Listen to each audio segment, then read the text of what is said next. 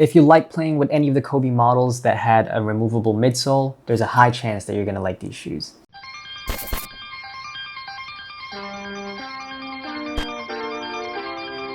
Welcome back to another WearTesters performance review. My name is Alan, and today we're taking a look at the Player One basketball shoes. This is from a Chinese-based brand called Serious Players Only. The logo of the brand was actually made to look like the number 4, and that is inspired by Kobe's legendary 4 a.m. workouts. This guy wasn't only awake before me, he had already worked out. They've picked different features from various Kobe models and sort of mashed it up to create their own remix, which resulted in this shoe. They have also expressed that they do plan to improve from a stage of imitation to emulation. In addition to improving this current model, they also plan to create their own original designs and models. If you're into really light shoes that have really good traction and a shoe that's also low top, this is going to be a dream shoe for you.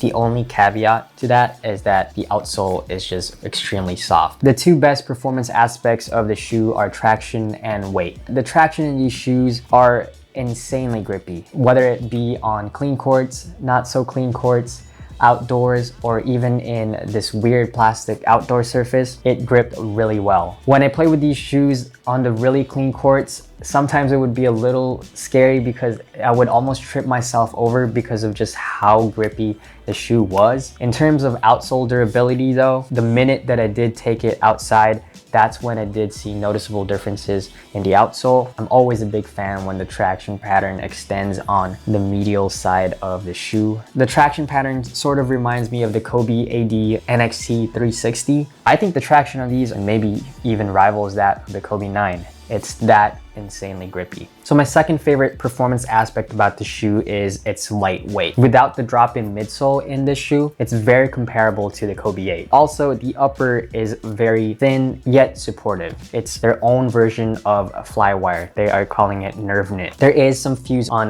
the inside of the shoe. There's also some fuse overlay around the exterior of the shoe. Chris actually played with these shoes in our WearTesters Discord hoop session here in LA. They do have a timeout. Decide not to use it. Way downtown. Bang!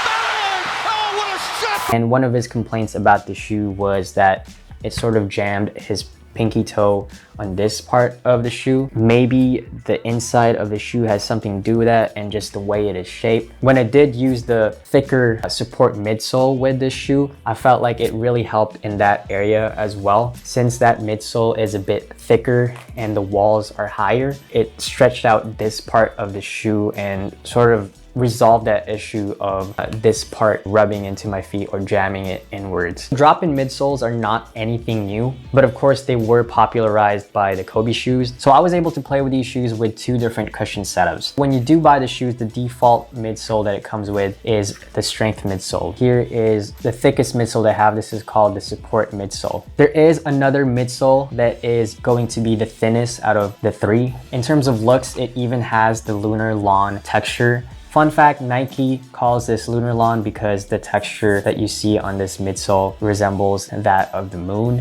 I do actually prefer the Serious Players Only midsoles compared to lunar lawn. I really do like that it has this tri-density feature to it. It allows the midsole to last a little bit longer compared to the lunar lawn midsole. When I was playing, I felt like the impact protection wasn't enough when I played with the strength midsole. That's not the midsole's fault itself. I think it is also because, again, of the soft outsole that this shoe has. Sometimes when I would land, I would feel the impact vibrating through my ankle and through my legs. Maybe the strength midsole will be enough for the future models that they will have with harder outsoles. But for this specific Player One model, the first one, I think the way to go is the support midsole. Just the simple fact that it is thicker makes all the difference. When you have a little difference like that, it just has a compounding effect, especially when you're playing for so many hours throughout the week. It also has this extra support piece here that is harder than the foam,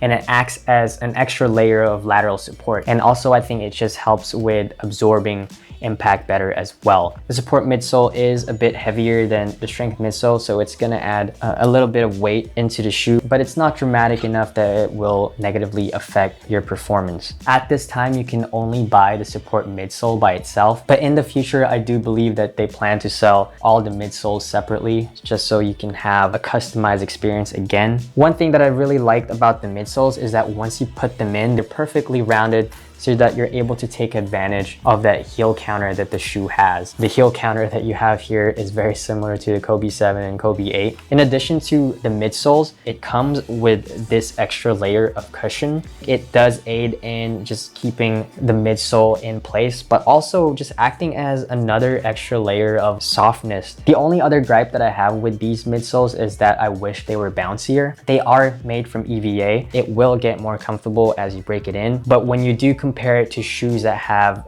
Zoom Strobel units with a React midsole, kind of like the GT Cuts or something like the Boom midsoles in the Wade 808, you may find these midsoles to be on the stiffer side of things. Serious Players Only is already working on it. They've revealed that they're making a midsole option that is all ETPU based. I'm sure a lot of you are wondering, do these midsoles fit in Kobe shoes? They do kind of work. And when I do try putting it in something like a Kobe 8, it just fits perfectly. As long as the shoes are the same size, it takes a little more work to put the support midsole into them, and it does add more stack height, but it works for me. Another underrated support feature are these 3 eyelets that the shoe has. Nowadays with performance basketball shoes, an extra eyelet would really just make a difference. This bottom one is way too parallel to the top one. I think it could have gone farther back, but that is just a very minor issue. Another important support feature that the shoe has is that outrigger